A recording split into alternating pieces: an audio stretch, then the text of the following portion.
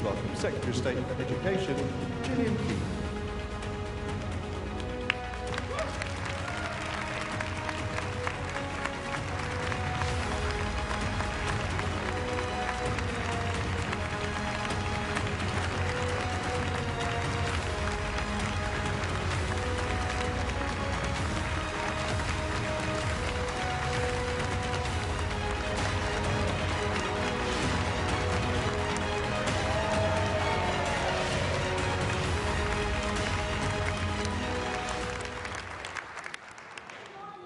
Welcome to Silverstone. The first time I came here was as a young automotive apprentice, which seems like a long time ago. Well, in fact, it was a very long time ago. Even further back, 40 years ago, sat in a comprehensive school in Knowsley, I could never have dreamt that I would be here introducing the Conservative manifesto.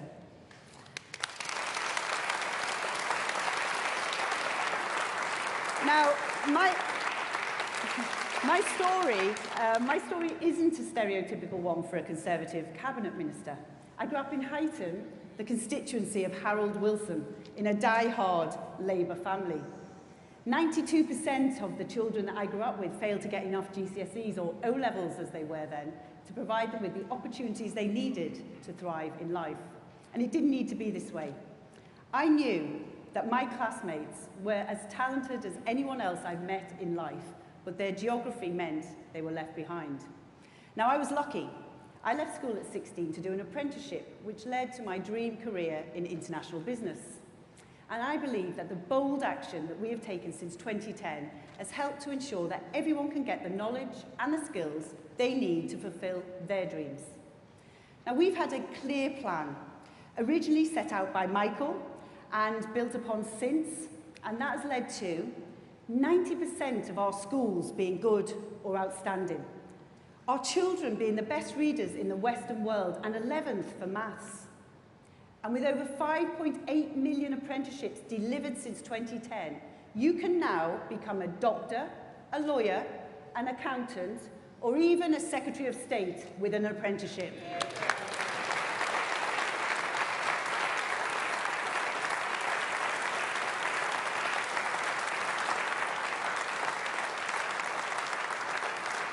And the Prime Minister's bold action to end poor quality degrees, expand apprenticeships further and bring in the advanced British standard will help deliver our central goal in education, giving young people the best chance in life.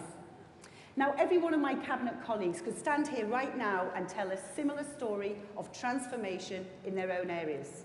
That's because it's what Conservatives do. We take a problem, we put a plan in place and we fix it.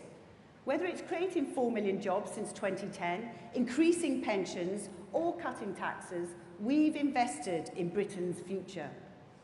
But before we hear from Rishi about how we'll build a secure future for you and your family and our United Kingdom, we're lucky to be joined by one of our greatest local leaders, whose determination and drive has rejuvenated Teesside after decades of being overlooked by Labour. Ladies and gentlemen, please give your warmest welcome to Ben Houchin. Please welcome Dean Valley Mayor, Ben Houchin.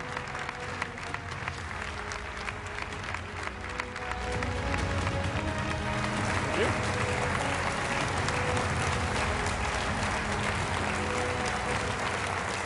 Thank you. That's very, very kind of everybody. Thank you very much. But you're not here to clap me. Hopefully you're going to be clapping the main event very, very shortly. But I'm here because I wanted to tell you a little bit about our Prime Minister. I've known Rishi since he was first elected as an MP many, many years ago now. And he still has the same energy, the same verve, the same passion that he had when he was very first elected as a backbench MP. And it's been incredible to see the journey that he's been on, being able to transfer that to our great country to be able to deliver for the people across the United Kingdom. And what we saw when he became Prime Minister and when he was Chancellor is the fantastic work that he's done to be able to support people right across the country during the biggest economic shock that we've seen since the Second World War during COVID. This was a man who absolutely cares about this country. He cares about every single person across our great nation, and he put in place bounce back loans, furlough, support for businesses, and he steered the ship through the country's most difficult time for generations. That could not have been done, in my opinion, by anybody else. That took a man of detail, of attention, of hard work, and I absolutely thank him for all the work that he did to support people in my area across Teesside, Darlington and Hartlepool. But what I've also...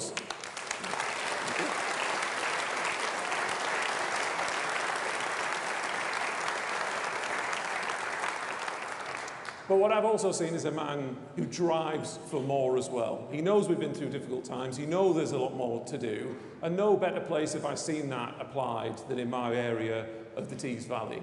When I was first elected in 2017, Teesside, Darlington, Hartlepool were places that were never mentioned in the media, they were never mentioned in Parliament, and that was because we had wall-to-wall Labour councils, we had wall-to-wall Labour MPs, and they turned up every now and again when they wanted their picture taken because they had no real care for the local area, because they took it for granted. It had been Labour since the war, left, right and centre, and they got complacent. And thankfully we were able to build a message, we were able to build a positive vision for our region, and a key part of that whole vision for being able to deliver it was the Prime Minister. The plans that we've delivered over the last 7 years have helped to start to transform my region. Whether that be from reaping the benefits of Brexit by setting up free ports in the UK, something that couldn't have been done while we were inside the EU. Teesside has benefited greatly by having the UK's first and largest free port. And already we have contractually secured more than £6 billion worth of private investment, 9,000 contracted jobs, and that's going to generate tens and tens of millions of pounds a year in business rates back to our local councils to be able to fund vital local services.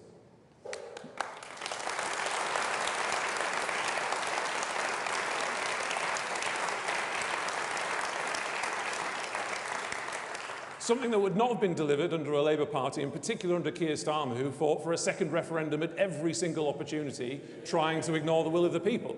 That is what a Conservative government delivers. That is what a Rishi Sunak Conservative government delivers. And what we also found in Teesside is, just before I was elected, that the steelworks closed in 2015, putting more than 3,200 people out of work.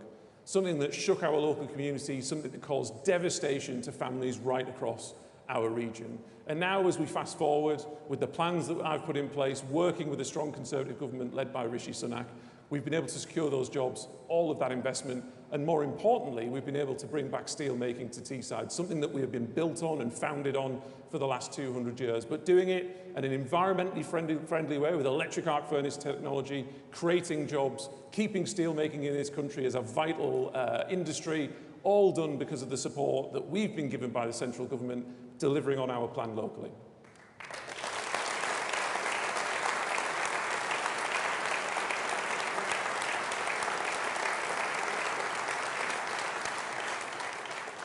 And this is a Conservative government that cares about manufacturing, it cares about the regions, because when you look at free ports, for instance, those free ports, not just in Teesside but across the country, are located in the bottom quarter percentile of local authority areas when it comes to levels of deprivation and poverty. That is free market policy, delivering for all four corners of our country, delivering real levelling up. But it doesn't stop there when it comes to Rishi's interventions in Teesside. He also helped us establish the Treasury campus, now the Darlington Economic Campus, in the heart of Darlington. Again, something that I can guarantee you absolutely would not have happened if it wasn't for Rishi, who was fighting with the civil service, who wanted to go to Manchester. Actually, they wanted to stay in London, but if they had to go anywhere, they said, if we have to go anywhere, we'll go to Manchester. But between Rishi and I, we fought hard to make sure that not only are we creating now 2,000 jobs by 2027, good quality, well-paid civil service jobs in the heart of Teesside that weren't there before, we are recruiting local people. More than 80% of the jobs that have been recruited are locally recruited. That's a new voice at the centre of government in policy making, a voice that was ignored for decades under previous Labour governments.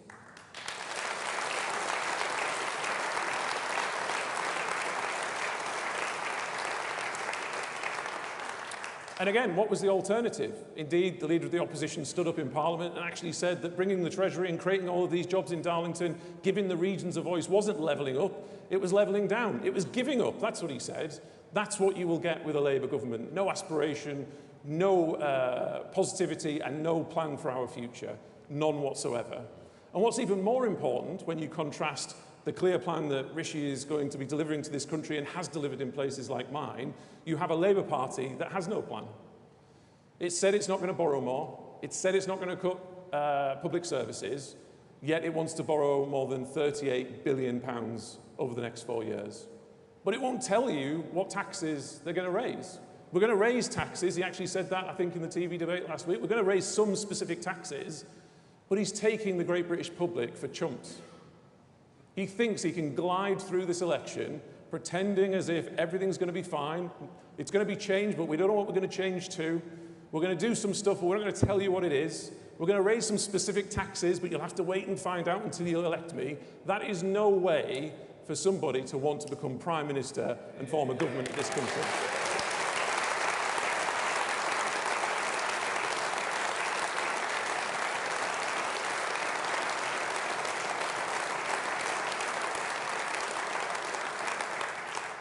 And so you'll be hearing very shortly from the Prime Minister, but you have the fact that this Prime Minister delivers. He delivered for people during the COVID crisis. He's delivered for people during the cost of living crisis over the last few years in relation to helping people manage people's energy bills. And he's delivered for places like Teesside.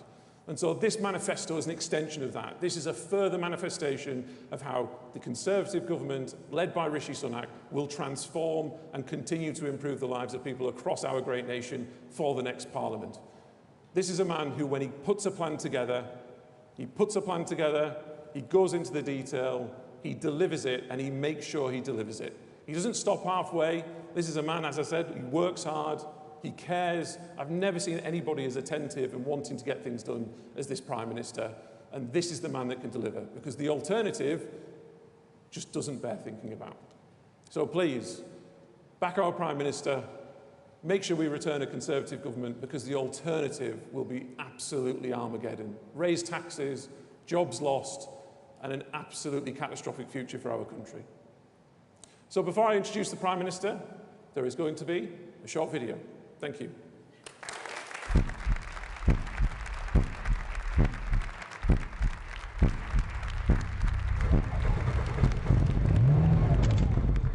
Clear plan. Bold action. Secure future.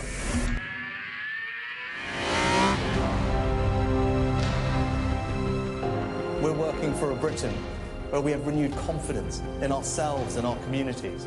A country where hard work will be met with fair rewards and where the opportunities enjoyed by the previous generations will be there for future ones.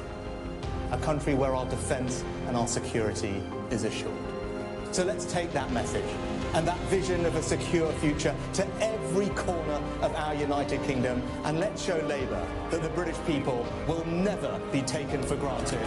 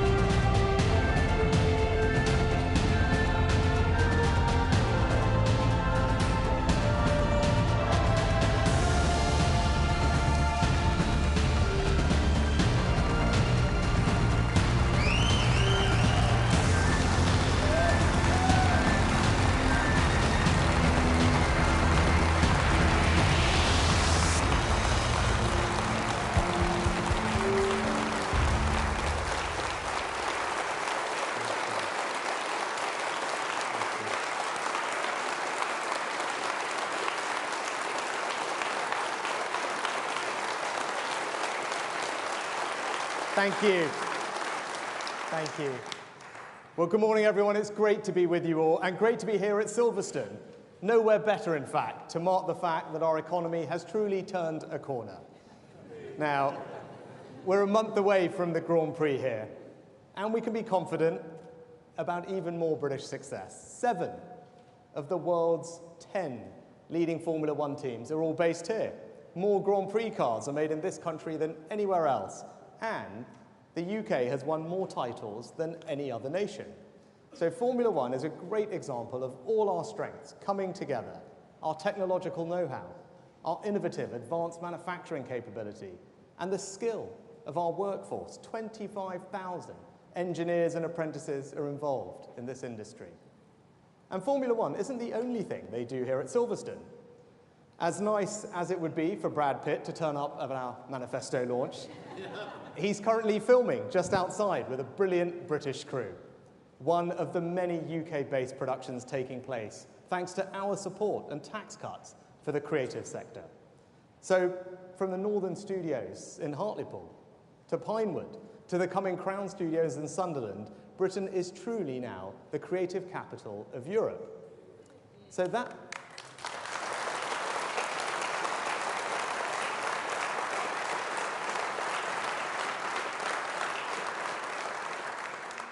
just thinking about that, the fact that we can lead the world in such competitive fields should make us all enormously proud of our country, but crucially optimistic about our future, because we Brits can outcompete the best in the world.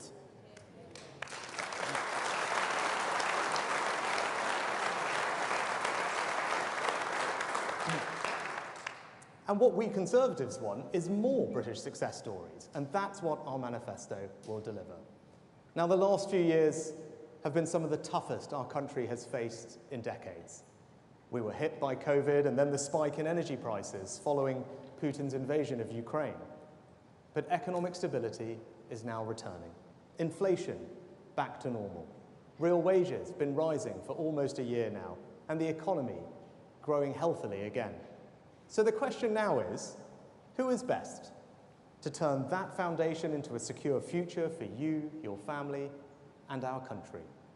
Now, this manifesto is our clear plan for the United Kingdom. It's about the bold actions that we will take to deliver that secure future. And we Conservatives know that security is essential for success.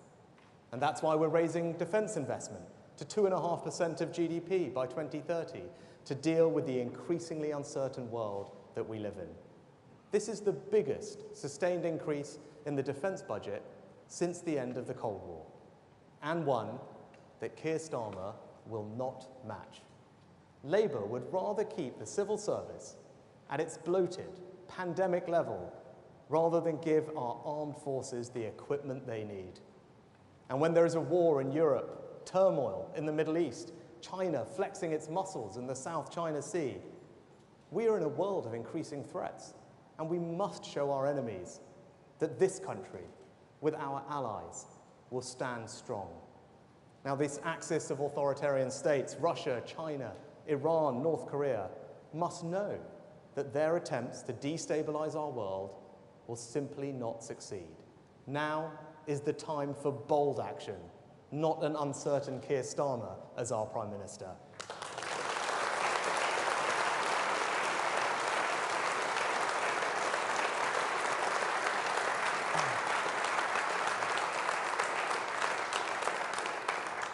Now, our increase in defence investment will not only fire up our defence industrial base, creating good jobs here at home from Barrow to Lossiemouth, but allow us to stand up for our interests, deter our enemies, and defend our values.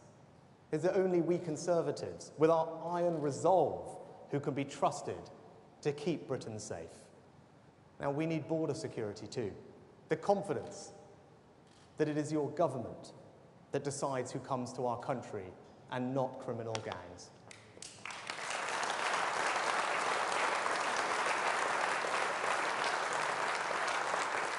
And that is why if you vote Conservative on July the 4th, the flights removing illegal migrants will depart in July, establishing the deterrent that will stop the boats. Because when people know that if they try to come here illegally, they won't get to stay, then they will stop coming. And if we are forced to choose between our security and the jurisdiction of a foreign court, including the ECHR, we will always choose our nation's security.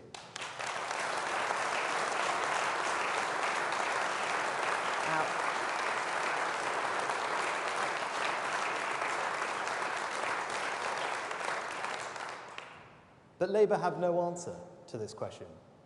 As you saw the other week, Keir Starmer simply can't tell you what he would do with people who come here illegally because he doesn't believe it's a problem. Now, with Brexit, we took control of our borders, but migration has been too high in recent years, and we have a clear plan to reduce it. Last year, we announced changes which mean 300,000 people who were previously eligible to come here now can't. And we will introduce a migration cap that means Parliament, your elected representatives, will vote on how many people should be able to come here every year. Our plan is clear. We will halve migration as we have halved inflation and then reduce it every single year.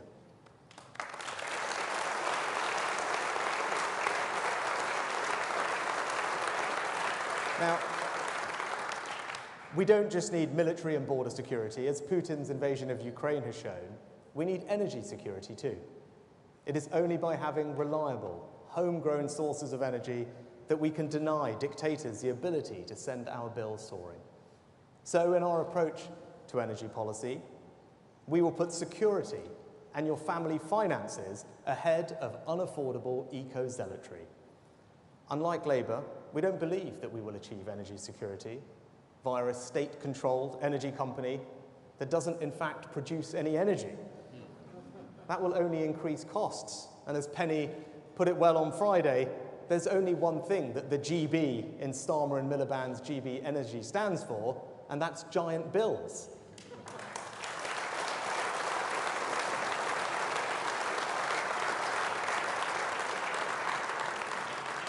Now, our clear plan is to achieve energy security through new gas-powered stations, trebling our offshore wind capacity, and by having new fleets of small modular reactors. These will make the UK a net exporter of electricity, giving us greater energy independence and security from the aggressive actions of dictators. And let me just reiterate that. With our plan, we will produce enough electricity to both meet our domestic needs and export to our neighbours. Look at that, a clear, conservative plan, not only generating security, but also prosperity for our country.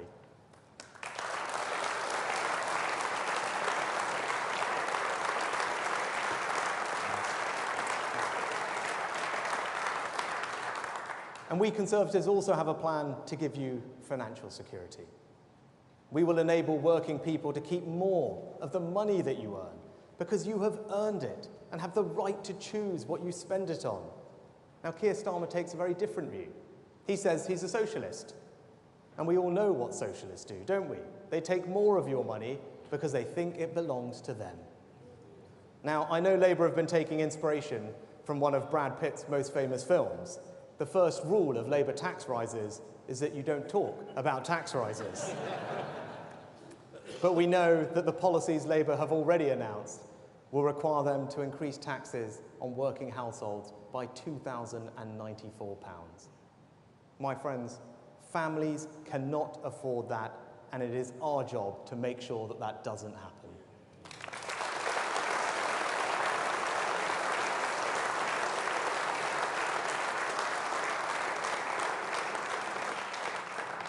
Now, I had to take difficult decisions because of COVID, but now we are cutting taxes for workers, for parents and pensioners. And we are the party of Margaret Thatcher and Nigel Lawson, a party, unlike Labour, that believes in sound money. So today's plans, and you would expect nothing less from Jeremy and me, are fully funded. We will pay for permanent reductions in taxation by controlling the unsustainable rise in working-age welfare that has taken off since the pandemic. In this party, we believe that it is morally right that those who can work do work, and that hard work is rewarded with people being able to keep more of their own money. So we will ensure that we have lower welfare so that we can deliver lower taxes.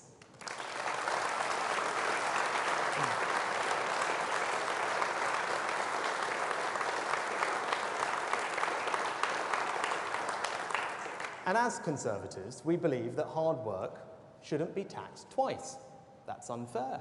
That's why Jeremy has been cutting national insurance contributions that only workers are forced to pay.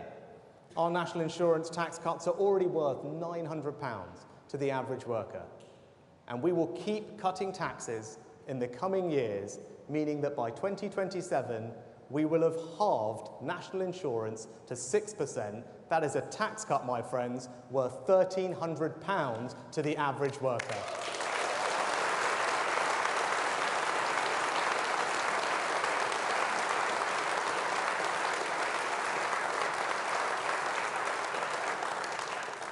Making more progress towards our long-term ambition to abolish the double taxation on work when it is economically responsible to do so. Now, I also want to say something about the self-employed, because they're the risk takers, the people who graft hard to make a living, who get our economy growing. They embody the most conservative of values, the desire to build something, to create wealth and opportunity. But setting up on your own means you don't have the same security that those on payroll do. So it must be worth taking that risk. We need to make it worth taking that risk. And that means that their taxes must be cut. So, in the next Parliament, we will scrap entirely the main rate of self-employed national insurance.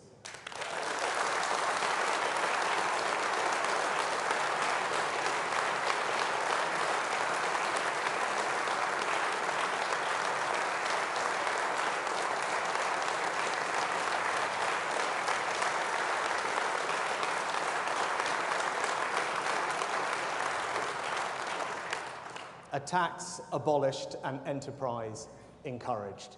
We want to encourage more people to become entrepreneurs, to set up their own businesses, to try and make something of it.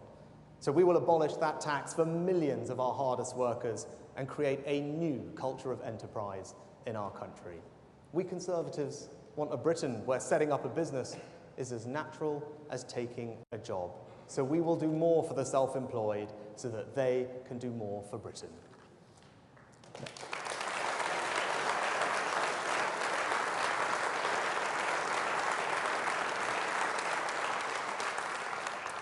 Now, security also means a security of knowing that you will have dignity in retirement.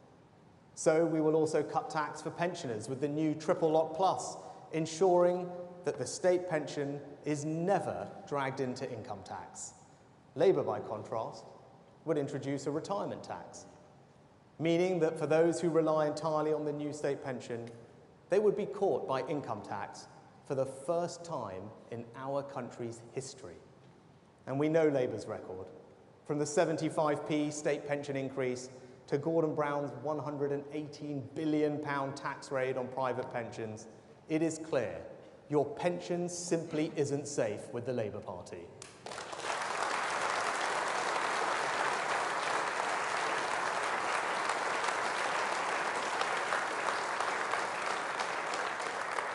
And we Conservatives want to spread opportunity across the whole of our United Kingdom.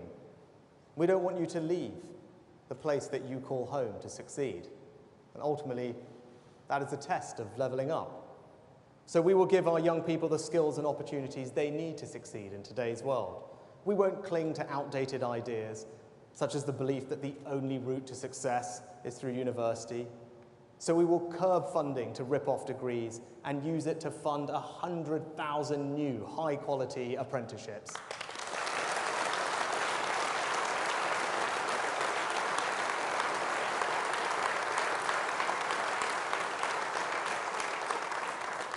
We will build on the success of our education reforms by introducing the Advanced British Standard, which will enable our young people to receive a broader education and break down the split between technical and academic education that has so held our country back. We'll invest in a new form of national service to give our young people the chance to enjoy new experiences, learn new skills, and feel a sense of community, belonging, and national purpose.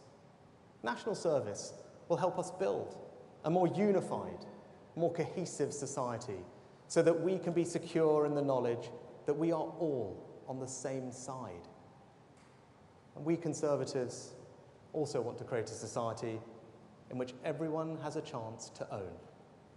In the last 5 years, we've delivered 1 million new homes.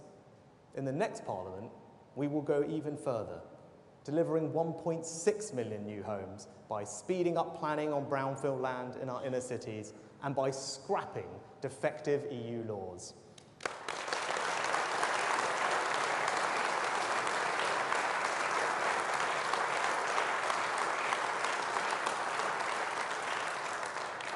And we will go further, because we Conservatives believe in tax cuts. So, for young families, for the first-time buyers purchasing a home up to £425,000, we will abolish stamp duty entirely.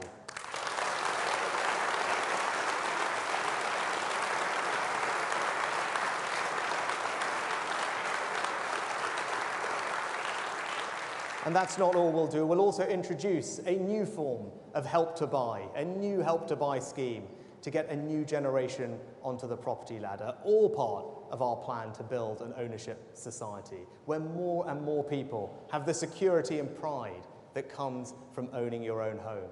From Macmillan to Thatcher to today, it is we Conservatives who are the party of the property-owning democracy in this country.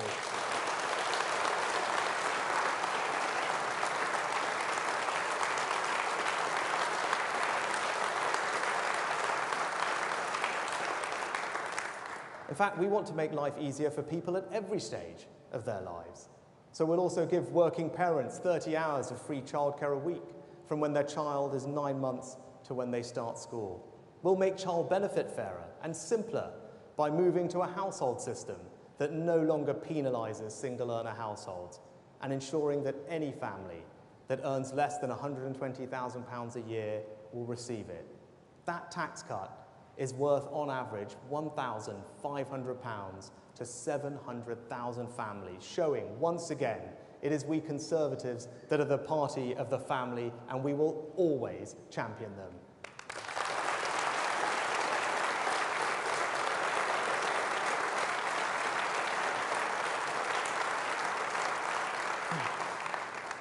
And we want all families to have the peace of mind of knowing that the NHS will be there for you if you fall sick. So we will increase NHS funding in real terms every year and train and recruit more doctors and nurses every year. We will make the NHS work better through investing in new technology and reforming how it works. You should know that if your kids have an earache or a sore throat or a chest infection, you can get quick and rapid treatment without having to take time off work, and so we will expand our fantastic Pharmacy First programme. But parents should also feel that it's safe for their children to walk home at night. So we will recruit 8,000 new police officers, one for every neighbourhood, and cut antisocial behaviour through intensive hotspot policing. And we will protect women and girls by guaranteeing single-sex spaces through an amendment to the Equality Act to make it clear that sex means biological sex.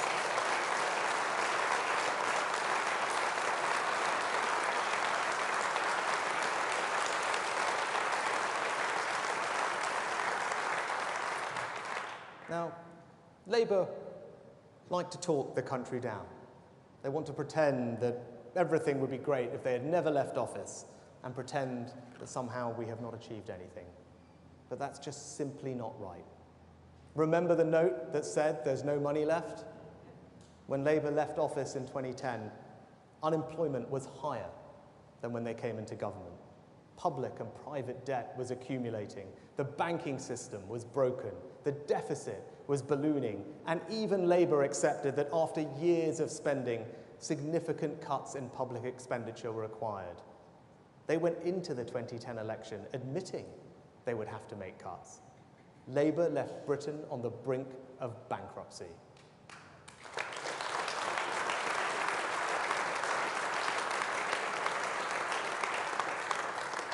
And worse, the money that Labour had put into public service had not been accompanied by sufficient reform.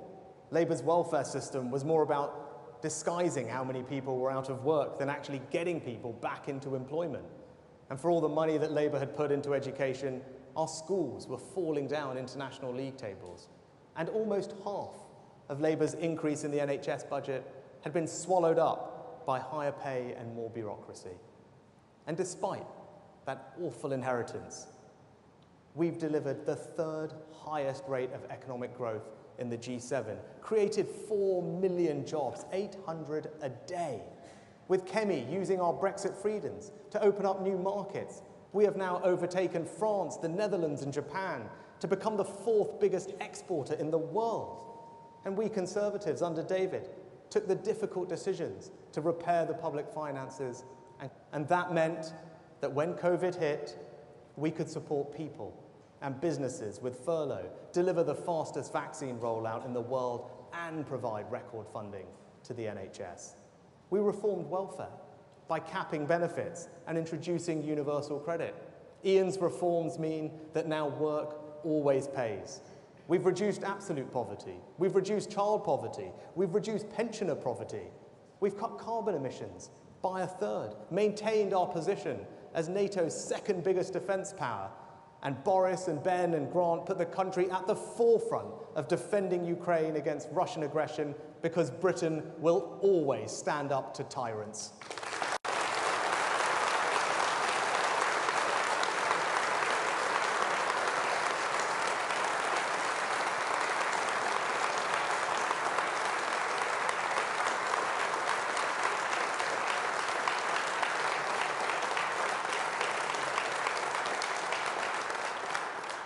We've halved violent and neighbourhood crime, thanks to the work of Home Secretaries from Theresa to Priti to James, and improved standards in our schools. Thanks to Michael's reforms and a generation of inspiring teachers, English school children are not just the best readers in the United Kingdom, they're the best in the Western world.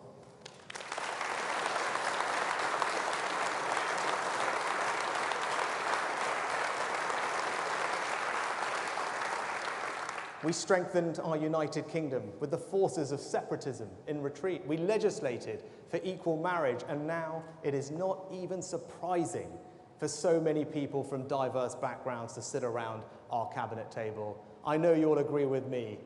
We may not have got everything perfectly right, but that is a record I am mighty proud of.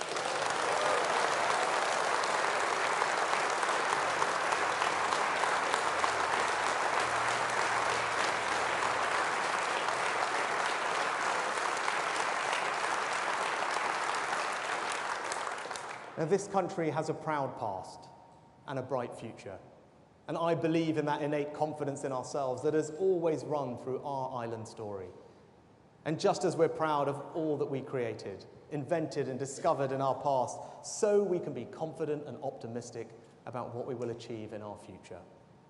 But I'm not blind to the fact that people are frustrated with our party and frustrated with me. Things have not always been easy, and we have not got everything right.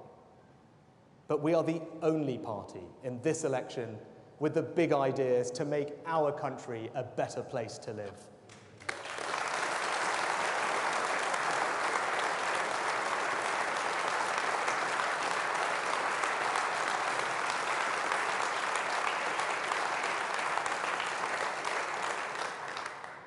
Labour offer no solutions to our problems. They would only make them worse. And all a vote for reform or the Liberal Democrats does is allow Labour to do whatever they want to our country. Do not forget that Keir Starmer is asking you to hand him a blank cheque when he hasn't said what he'll buy with it or how much it's going to cost you. Just think about what Labour would mean. Higher taxes for every working household.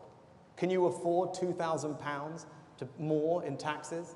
French-style labour laws that will lead to higher unemployment and more strikes, a ballooning welfare bill, higher immigration, and more net zero costs.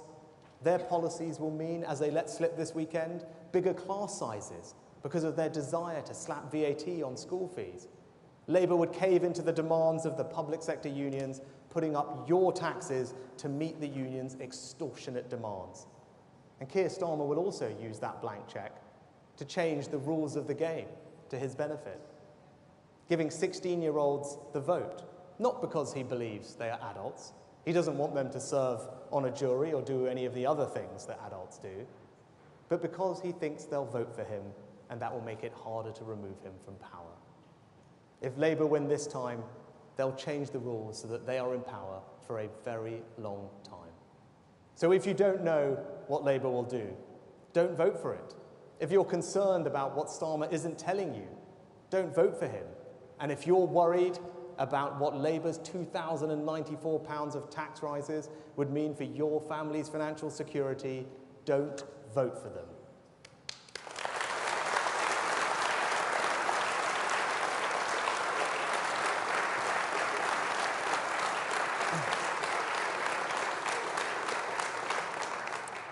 In conclusion, let me say this. We Conservatives will always stand for our values, for aspiration, for freedom, for opportunity, for security. Your Conservative MP will deliver lower taxes, lower immigration, protected pensions, and a sensible approach to net zero. Now, our country wants a clear plan and bold action. Our country needs a secure future, and it is this Conservative manifesto that will deliver it.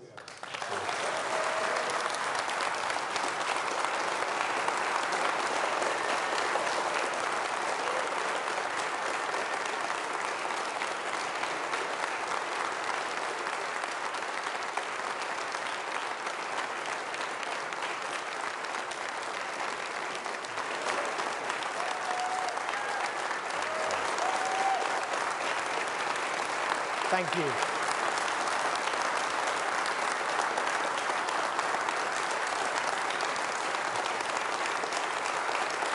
Thank you, thank you.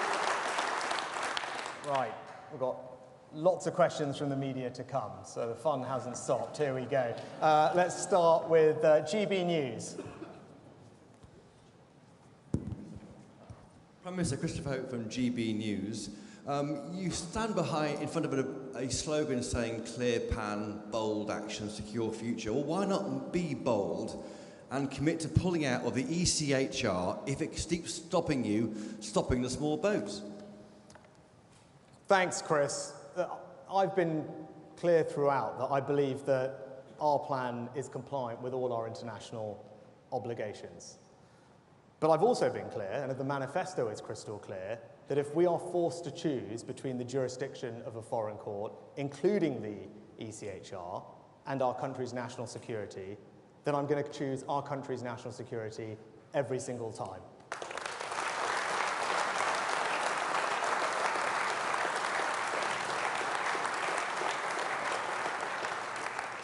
Next, we go to the FT.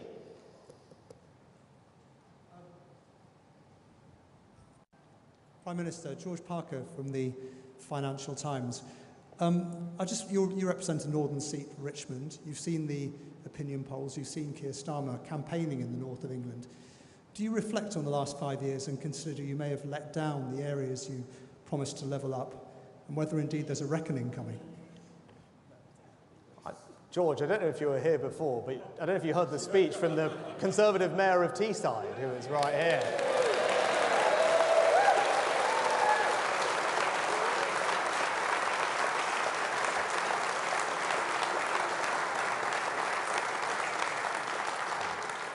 And I'll take a second to pay tribute to Ben and all our fantastic MPs in the Tees Valley for what they've delivered for the region.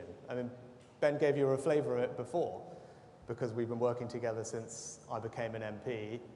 You talk about the north, Teesside was an area that Labour neglected for decades, took it completely for granted. And it was Ben and our MPs and councillors that transformed the region. And I was fortunate to be able to work with them to help do that. But if you go around Teesside now, every high street and town centre, Eaglescliffe, Yarm, Stockton, Darlington, Hartlepool is getting investment from our various levelling up funds. The new Brexit-enabled Freeport is creating unbelievable high-quality jobs in the industries of the future. The Treasury campus is in Darlington, and as Ben said, it's one thing for Treasury campus to be in the north, but it's not in Newcastle, it's not in Manchester, it's not in Leeds, it's in Darlington, because towns matter, which is why we're also backing 130 towns across the country, including in the north, with £20 million each, so local people can invest in their priorities. But more than any of that, what Ben and the team have done, what the Conservatives have done, is give everyone in Teesside a sense of confidence and optimism about their futures.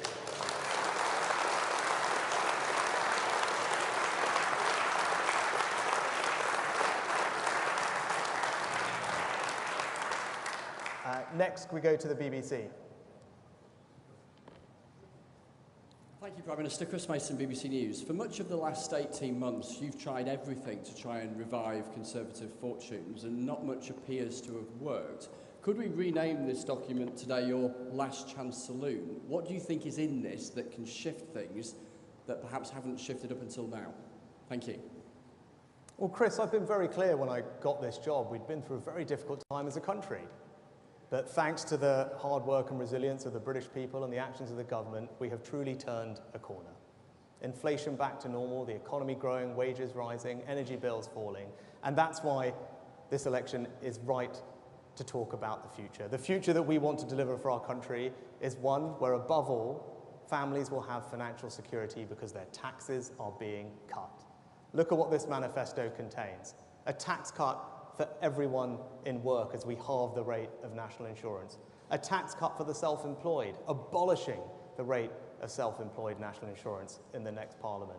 A tax cut for pensioners, protecting the state pension from paying Labour's retirement tax in the next Parliament because we believe in a country where you have dignity in retirement. A tax cut for parents because we want to support working families, making sure that they get support with their children's costs, and a tax cut for all young aspiring homeowners as we abolish first-time buyer stamp duty up to £425,000. That is bold action from this Conservative government, this Conservative party, to deliver a more secure future. But it doesn't just stop with our tax-cutting agenda. We're spreading opportunity through 100,000 new apprenticeships and a modern form of national service. We're ensuring our border security with a new legal migration cap in Parliament and a plan to get the flights off to Rwanda, and we're ensuring our country's energy security, but also doing it in a proportionate way that lowers people's bills, does not saddle them with extra costs in an ideological pursuit towards net zero. That is the offer in this manifesto, and there is a clear choice at this election. We are the only party putting bold action on the table to transform our country. Labour have nothing to say about the problems our country faces and how best to address them. Nothing.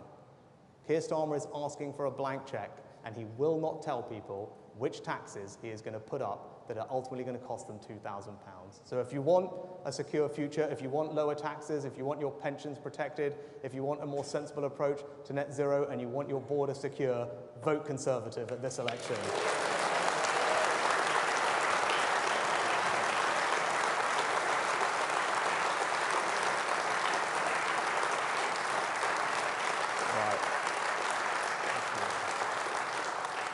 Next, Times Radio.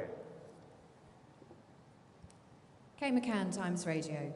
Prime Minister, Times Radio listeners often tell us that they're fed up that nothing works. They care a lot about the services they use every day. But there is nothing in this manifesto about the billions of pounds of cuts to local councils, to justice, to prisons that are coming down the track in the years ahead. What is your plan to prevent those billions of pounds of cuts? Thank you. Well, under our plans, Kate, investment in day-to-day public services will continue to rise in the new Parliament. It will continue to rise ahead of inflation. But I also think it is reasonable to look for efficiencies in the public sector. And what we've seen is that public sector productivity since the pandemic has declined. It's declined quite significantly. Now, as the Chancellor set out a little while ago, if we just recover those levels of efficiency that we had a few years ago, so nothing heroic, nothing that we haven't done before, that will free up £20 billion. Right? £20 billion that could be reinvested in public services on everyone's behalf without raising a penny of their taxes. So I think that's the right priority. Right? Recover where we used to be before the pandemic, focus on efficiency and productivity, and you can see that in the NHS productivity plan that we have fully funded. And if we do that, that unlocks billions of pounds that we can reinvest back into the front line to deliver better high-quality services for people. Because, of course, I want to see high-quality services, but as a Conservative, I also don't want people's taxes to have to go up when we can get efficiencies to fund them.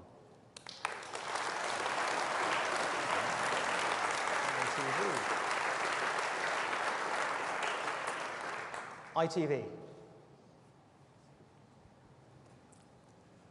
Prime Minister, Tories in government since 2010 have been pushing up the tax burden, the share of national income taken by tax to levels we haven't seen since the late 1940s. Why should anyone believe you when you say you're going to cut tax? Well, simply, Robert, because we already have.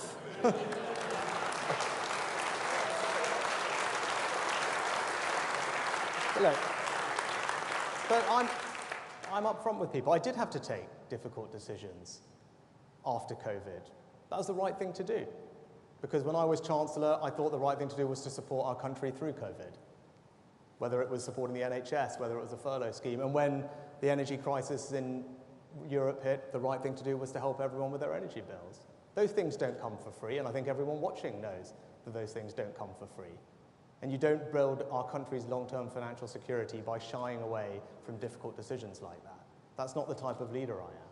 So I did make those difficult decisions. But now that our plan has worked, inflation is down, wages are rising, the economy's growing, we have started cutting people's taxes. This year, everyone in work is getting a £900 tax cut on average, thanks to what Jeremy has done. And we're cutting taxes for businesses, making this the most attractive country in the world for businesses to invest. Something that hundreds of our leading businesses describe as the single most transformational thing that we could do for growth and productivity in our country. Delivered it. So yes, people can trust me when I say we're going to keep cutting their taxes. One, because we've set out a very clear plan to pay for it, because I think the welfare bill is growing at an unsustainable rate, and there is an opportunity, again, just to reverse some of the damage that COVID has done to free up an enormous amount of savings that we can reinvest in tax cuts, but also because that's the type of country I believe in. And that's why people can trust me. I believe in a country where hard work is rewarded. That's why I want to cut people's tax when they're working hard. I believe in a country that encourages entrepreneurship and risk-taking and small businesses, which is why I want to cut taxes for the self-employed. I believe everyone should have the ability to own their own home. So I want to cut taxes on stamp duty. I believe if you worked hard all your life, you should have dignity and security in retirement, which is why we want to cut taxes for pensioners. And there is nothing more precious in life than my family. And I'm sure that's the same for everyone in this room, which is why we want to support families and we want to cut tax for them too. That's why you can trust me.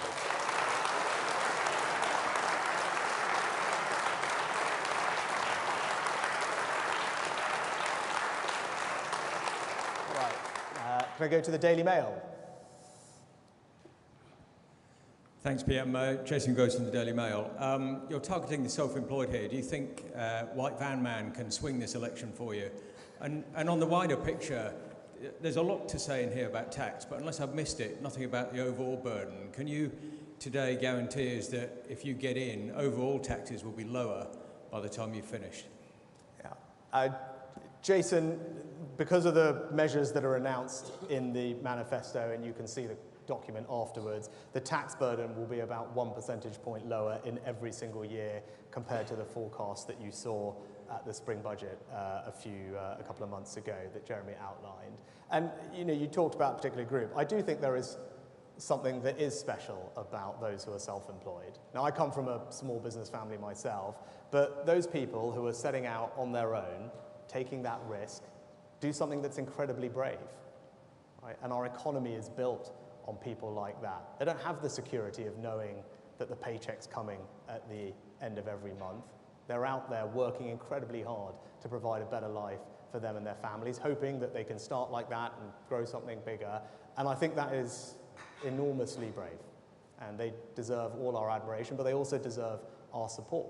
And that's why we want to take the bold action to abolish the main rate of self-employment national insurance in the next Parliament, demonstrating not just that we want people to have financial security, but demonstrating our values and the type of economy and society that we want to build.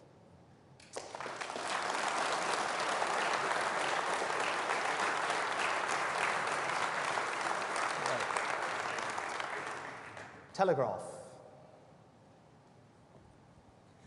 Thank you, Prime Minister. Ben Riley-Smith from The Telegraph. Manifestos are about policies. They're also about politics. There's 4 weeks to go. You're 20 points behind in the polls. What do you say to those who say the manifesto isn't ambitious enough and that this won't be a game changer?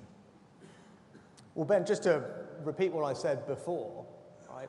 The tax cuts that I went through, tax cut for everyone in work that will be worth £1,300 in the next Parliament as we halve national insurance, tax cut for the self-employed where we abolish the rate of self-employment, a tax cut for everyone who's wanting to start buying their own home as we abolish the stamp duty for first-time buyers up to 425k, a tax cut for families to support them as they bear their young children, and a tax cut for the millions of pensioners in our society. So yes, I do believe that is bold, and that comes on top of the action we've taken to secure our borders, to get flights off to Rwanda, a new migration cap, and a more proportionate approach to net zero. But the choice at this election is clear, because all elections are ultimately a choice. Either Keir Starmer or I are going to be Prime Minister on July the 5th.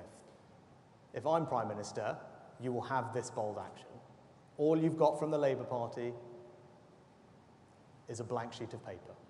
Not a single big idea that has been put on the table in this election campaign so far. Right? When the first announcement we made, a new form of national service, which has completely energized conversations everywhere across the country. And yes, not everyone will necessarily agree with it, but no one can deny that it is not bold action that can transform our country, and I think transform our country for the better. Nothing comparable to that from the Labour Party. So as people think about the choice, yes, of course, there are challenges we face as a country, but they should ask themselves, who has the solutions to those? Who is going to do things that are going to actually deliver the change that you want to see? The only thing that is certain about Keir Starmer and the Labour Party is that they're going to put up everyone's taxes, and they're going to put them up by £2,000, and I'm going to fight very hard till the last day of this election campaign so that that doesn't happen.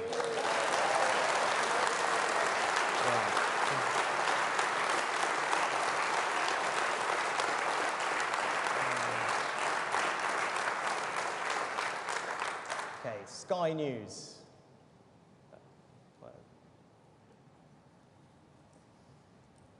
Thank you, Prime Minister. Central sell to voters from you is I will cut your taxes, but a recent poll shows that only 1 in 6 voters believe you won't raise their taxes or raise major taxes, compared with 1 in 4 for Labour. Labour's more trusted on tax than you at the moment. That's your record as Chancellor and now Prime Minister. I'm sure it's a disappointment to you. Haven't you blown it now, whatever you say? Thank you. Well, Beth, I'm actually very proud of my record as Chancellor.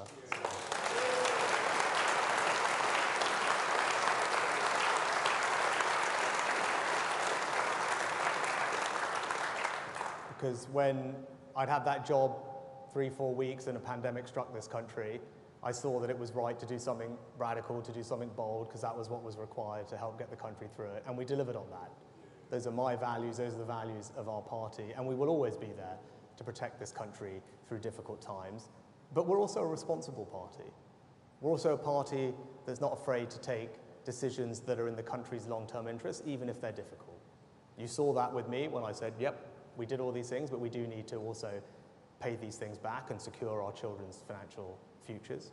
And you saw that with me a couple of summers ago, where I made the same argument again, that it wasn't right then to start cutting taxes until we had tamed inflation, and now that we have, I've delivered on that. So I'm not afraid to do things that are difficult. The only poll that matters is the poll on July 4th, and I'm very confident as we approach that date, the choice will become increasingly clear for people. There is only one party that will continue to cut your taxes after July 4th, and it's the Conservative Party, and there's one party that's going to put them up, and it's the Labour Party, and that choice will be crystal clear.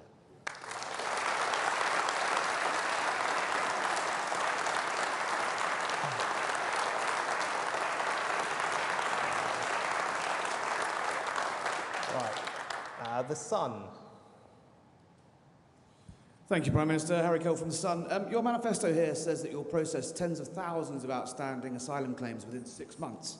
But all the Home Office statistics show that speeding up the processing of asylum claims leads to higher levels of approval. When Labour suggested this exact policy, your own ministers called it an amnesty. So is this what your policy accounts to, an amnesty for asylum seekers? And if I may, on Chris's point, you're hemorrhaging support to Nigel Farage. Why on earth not go harder on the ECHR? Why fudge it? Thank you. So, Harry, that's just simply not right. Last year, thanks to the improvements we've made, we processed more claims than at any point in the last 2 decades, right? And that has actually helped us release over 100, maybe 150 hotels now back to local communities for normal use. And actually the grant rate, you talk about the grant rate was down last year. It was down. So because we changed how we evaluate the claims, we refused far more than we had in the past. But the choice on migration is quite simple at this election. You know, I believe you need a deterrent. Right? We've done lots of things that have helped us get the numbers down by a third last year, and those are all good and sensible. But in order to fully solve this problem, it just needs to be clear that if someone comes to our country illegally, they can't stay. And that means you need a safe place to send them. That's what the flights to Rwanda will do, establish that deterrent. And I've said what I've said about the ECHR, but I'll also say our act specifically gives ministers the power to make the decisions on Rule 39 things that are handed down by Strasbourg. I would not have put that power in the bill if I was not prepared to use it, right? And also change the civil service guidance to make it clear that they need to follow the ministerial decisions. But I'd also point out that as we've seen in the last month or so, multiple other European countries all agree that having a deterrent like that, safe third countries to return people, is a crucial part of solving this problem. So when I made my speech just after becoming Prime Minister, I said on this issue, where we lead, others will follow. That is now happening. The only person who has not got that memo, normally he's very in favour of EU alignment, is Keir Starmer. Right?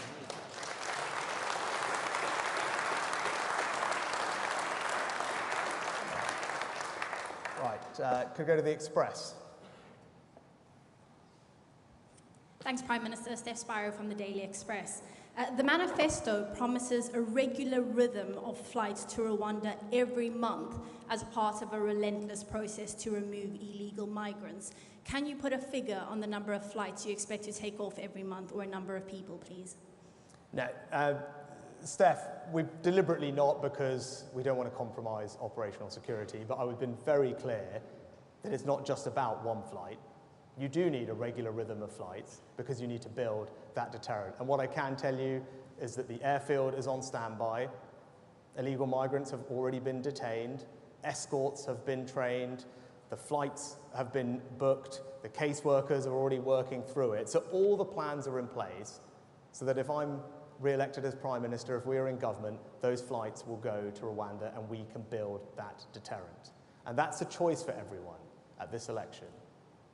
If you want the boat stopped, there is no way to do that without having a deterrent. Ours is the only plan on the table. And as I asked Keir Starmer repeatedly the other night, what would you do with the migrants that come here illegally? There simply wasn't an answer. Right? Just saying smash the gangs is not a plan. A slogan is not a plan. Right? You need to have something to do with illegal migrants. We've got a plan. He doesn't, and that means the situation will just get worse.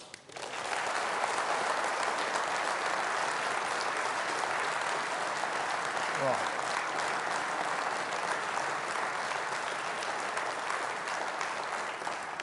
And I think lastly we have, is it a local democracy reporter?